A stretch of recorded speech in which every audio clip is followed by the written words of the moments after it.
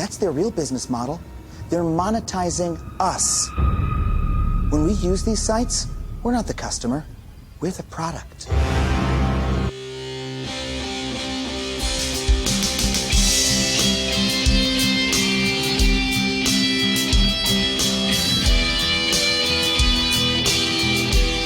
Welcome to Enemy of the Surveillance State, where we discuss news, tips, and open source tools to help you protect your privacy in an age of mass digital surveillance. I am your host, C. Mitchell Shaw, and this week we're going to be discussing internet porn, the effects of internet porn on you, your privacy, society, the people involved in the industry, and more. So buckle in and hang on for an episode that is packed with information this week on Enemy of the Surveillance State.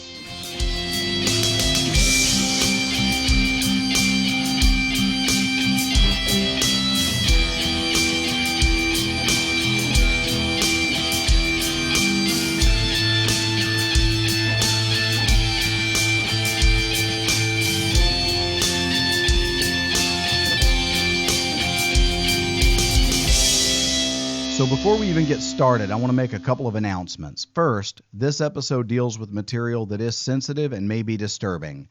I'm not going to be going down any salacious rabbit trails, and I don't do shock value for the sake of shock value.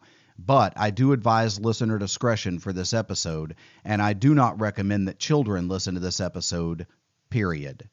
Secondly, Enemy of the Surveillance State is listener supported. I don't do ads, so there are no compromises. That way, you can know that if I recommend a tool, it is because I use it and trust it, not because I was paid to say that. If you're interested in supporting the show, be sure to check out the Patreon page, patreon.com/enemy of surveillance. I'll put a link in the show notes. If you want to pick up some cool merch and support the show that way, I've got t-shirts, hoodies, coffee mugs, stickers. Check out the merch line at teespring.com/stores/EOTSS merch. I'll put that link in the show notes as well. One last thing before we get started. If you're not able to show the program right now any financial support, if you are unable to support the show financially, especially right now with the COVID lockdown, you can still help by spreading the word. Give this show a good review on whatever platform where you listen to podcasts, whether that's iTunes, Google Podcasts, Spotify, wherever. And tell your friends and family and coworkers about the show. Share a link to the show on social media. Friends don't let friends get spied on. Help them find the show so they can listen too. Now, I'm going to be covering a lot of information about the damage porn causes to privacy, individuals, and society in this week's episode. Please listen to the entire episode, even if you think you've heard all you need. That opening sound clip was from a kind of funny YouTube video about data mining by companies like Facebook and Google, but it applies even more to internet porn.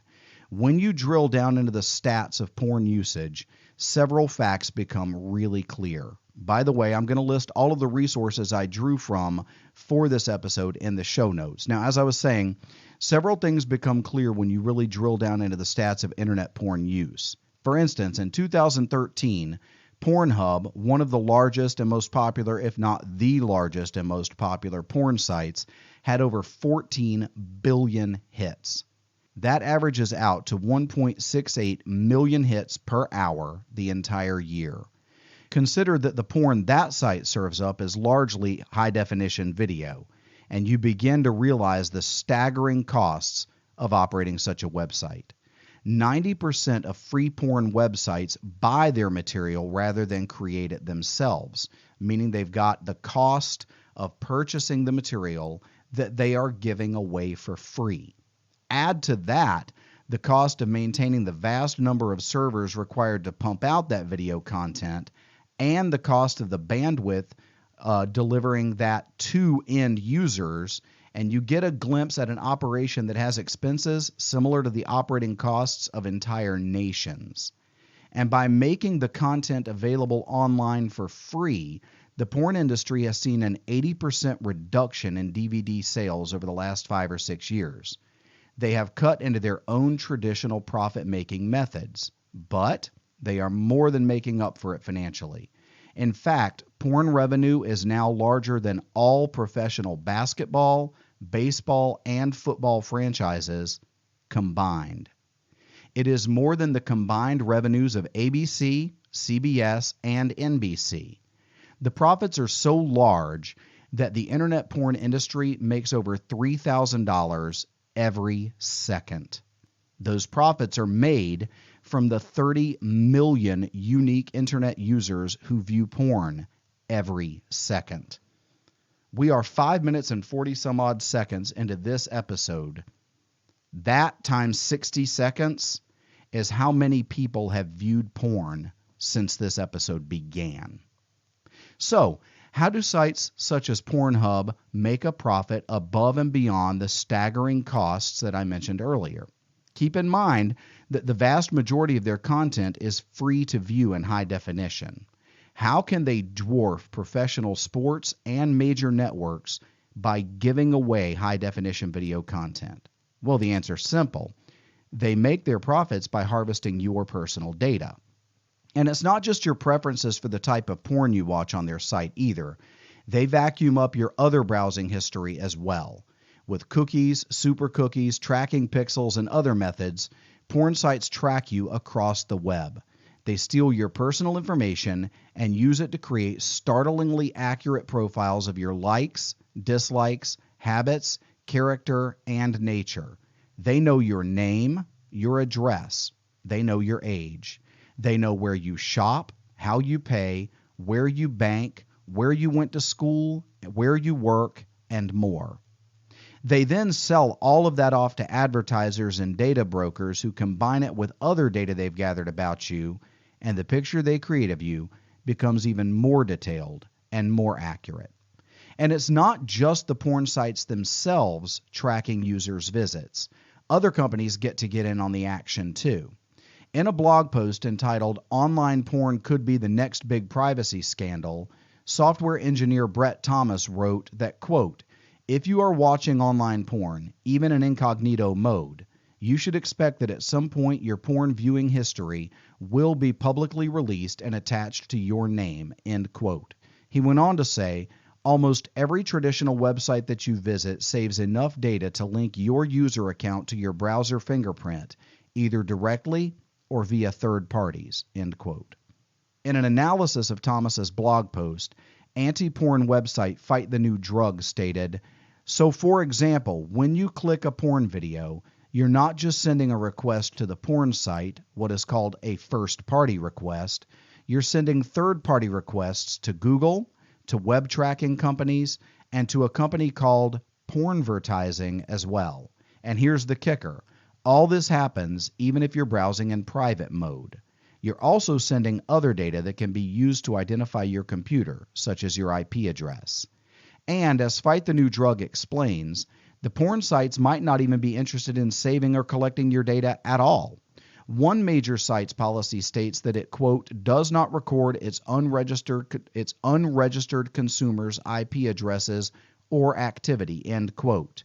So while the actual porn sites, who would want to keep your business by protecting your privacy, so to speak, may not be the potential threat, it's the data brokers and web trackers that could build a detailed profile of the porn someone consumes.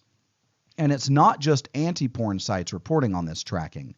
Techworm reported that measures you may be taking to protect yourself from being tracked and spied on may actually make matters worse. They stated, quote, "It is a known fact that most porn surfers use dummy identities under the impression that their dummy identities will stop the porn websites from tracking them. But most porn websites use a thing called a super cookie. A super cookie is a type of browser cookie that is designed to be permanently stored on a user's computer. Super cookies are generally more difficult for users to detect and remove from their devices because they cannot be deleted in the same fashion as regular cookies. Super cookies are stored on the porn surfer's computer and send the data back to the website even after the user has switched off that site. So using a dummy profile for surfing porn is a bad idea. Furthermore, incognito or private mode browsing does not prevent tracking or spying either. It simply doesn't allow your computer to store those records on your computer. If I go to my browsing history right now on my computer, I would see all of the browsing history over the last however long since I've restarted that session or since I've dumped my browsing history or whatever, except what I've done in private mode. So if I was surfing in private mode, I could get right off of that, pop over to my browsing history, and it would show that I've not been online. There would be no browsing history at all. But that's only on my computer. Website administrators, internet service providers, and advertisers still see everything you do. Techworm also reported that Facebook is one of the biggest spying vectors for porn websites. Most porn websites have Facebook like buttons installed on them. These are open invitations from you to allow porn sites to track your online activity. Incidentally, logging out of Facebook before surfing porn will help you lessen the tracking activity, though not stop it completely. Now, I don't actually agree with that last statement from Techworm because I know that I get what they're saying. They're saying that if you're logged out of Facebook, it's not directly tied to your Facebook profile. But let's face it, Facebook knows your IP address. If Facebook sees that IP address from your laptop or my laptop or Bob's laptop or Cindy's laptop, Facebook knows where that traffic came from. So logging out of Facebook isn't really going to slow them down from knowing the other websites you visited. This is one of the dangers of that stupid ubiquitous like button on all the websites. It's also the danger of tracking pixels and super cookies because it really doesn't matter. You can log out all you want to. Your IP address is still being transmitted. It's still being broadcast. Okay. The Independent reported on all of this too, citing a report by Vice, which no one can accuse of having an anti-porn position. The Independent wrote, quote, Vice found that 88% of the top 500 porn websites have third-party elements stored on them that track users. But it pointed out that the porn sites themselves would only harm their own business if any of that data were ever leaked. They also said data brokers, which track browsing habits to sell to third parties, are not governed by any laws stating what can and can't be done with the data. They are not the same as hackers who could theoretically access information about memberships to porn sites. Salon, another publication with no scruples about porn, reported that the data gathered from internet porn usage could be used in other ways. Citing an article from the Financial Times on the topic, Salon wrote, quote, the details of one's visit to a porn site could be incorporated into the vast dossiers that internet advertising and data companies create about individuals and are used to tailor the ads and content people see, end quote. They went on to say, just imagine the possibilities. John Doe is into masseur porn. Let's make sure he sees that local spa ad. Jane Doe has watched 3 bukkake videos in a row. Let's target her with this banner ad for baby wipes. But reporter Emily Steele suggested an even scarier specter. A credit card company, for instance, could choose not to target ads to a person who frequently visits porn sites because they judge them to be a higher risk customer. A gambling operation, meanwhile, could target more ads to people who spend hours visiting adult sites, considering them to have more addictive tendencies. And Forbes reported that both Facebook and Google are keeping tabs on the porn people view online. Citing a report on the subjects, Forbes stated, the report described user tracking on porn websites as endemic. Of the 93% of pages that were found to leak user data to a third party, they did so to an average of 7 domains. In addition, 79% of the pages had a third-party cookie, often used for tracking. In total, the researchers, quote, identified 230 different companies and services tracking users, end quote, across the sites they tested. So, it's a foregone conclusion that porn equals surveillance. If you view internet porn, you are being spied on, period. And while there are measures you could take to prevent that tracking, they miss the more important point. Perhaps that more important point can be illustrated by answering this question. Why does it matter if your porn consumption is being tracked? For that matter, why does any digital surveillance matter? Now, I dealt with those questions, or that initial question, that the principal question there, why does digital surveillance matter? I dealt with that question in the very first episode of this show. That episode, entitled Why Surveillance Matters Even If You Have Nothing to Hide, lays out the case that privacy is an integral part of liberty. If you've not heard that episode, you really should check it out. The premise is simple. You care about privacy because you are an individual person with certain innate and inalienable rights.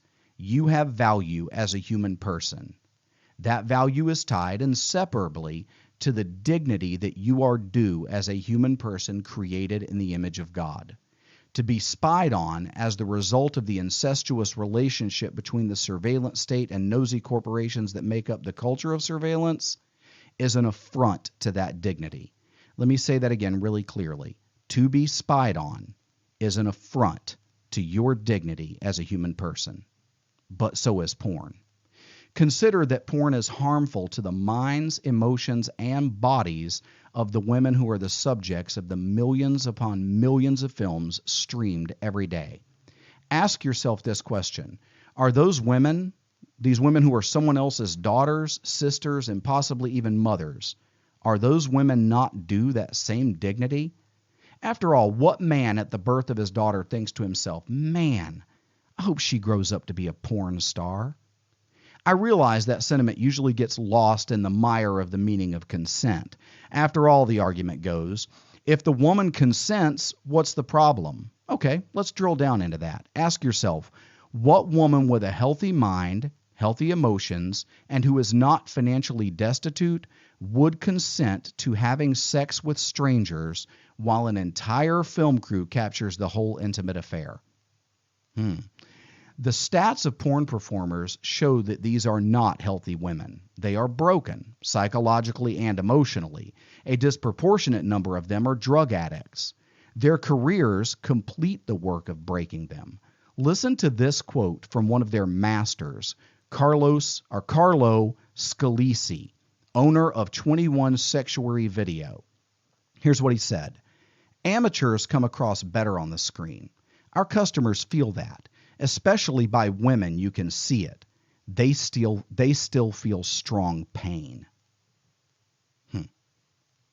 Mary Ann Layden, PhD and Director of Education at the Center for Cognitive Therapy at Perelman School of Medicine at the University of Pennsylvania, studied the porn industry, and she wrote this.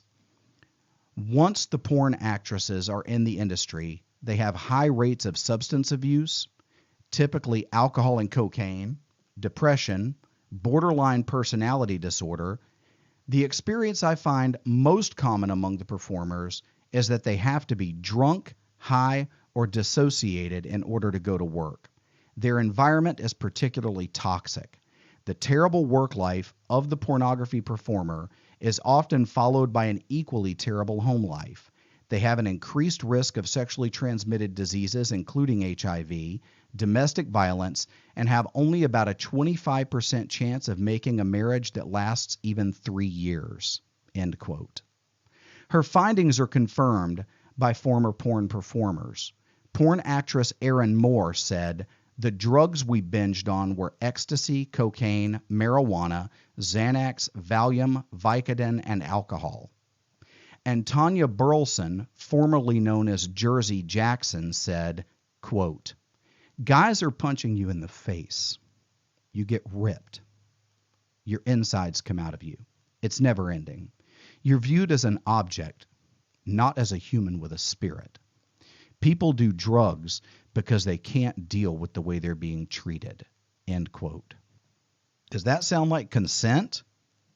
Is it any wonder that porn performers, let's just go ahead and stop calling them porn stars, as if there's anything glamorous about the way these poor people are treated?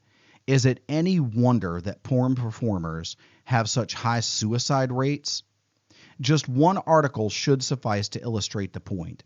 In 2018, News.com reported 5 porn stars have died in the last 12 weeks alone as a crisis rocks the sex industry, with workers revealing just how badly they are treated. That article begins, LA sex actress Olivia Nova, 23, was found dead in a California rehab facility last week, a day after posting a somber tweet saying, quote, "I feel it everywhere. Nothing scares me anymore," end quote. The young woman's death is the fifth of several adult actresses in just over 2 months, with fellow porn star Olivia Nova, 20, found dead earlier this month in Las Vegas. That second young woman, Olivia Nova, lay there dead for 12 hours before anyone discovered her body. Investigators found that she was suffering from an infection and had bruises on her legs from her job. A friend of the adult actress told the Mirror Online she wanted to improve her life and get sober before her death. She didn't. She never made it. The sad fact is that because the internet never forgets, the videos that portray the abuse that helped lead these young women to take their own lives, those videos are still available to be seen online. If you are among the 70% of men or nearly the same number of women who view online porn at least once a month, ask yourself this question. The last scene that I watched, was that performer already dead at her own hands when I watched that? You see, privacy matters because people matter. Porn is bad for people, and porn is bad for privacy.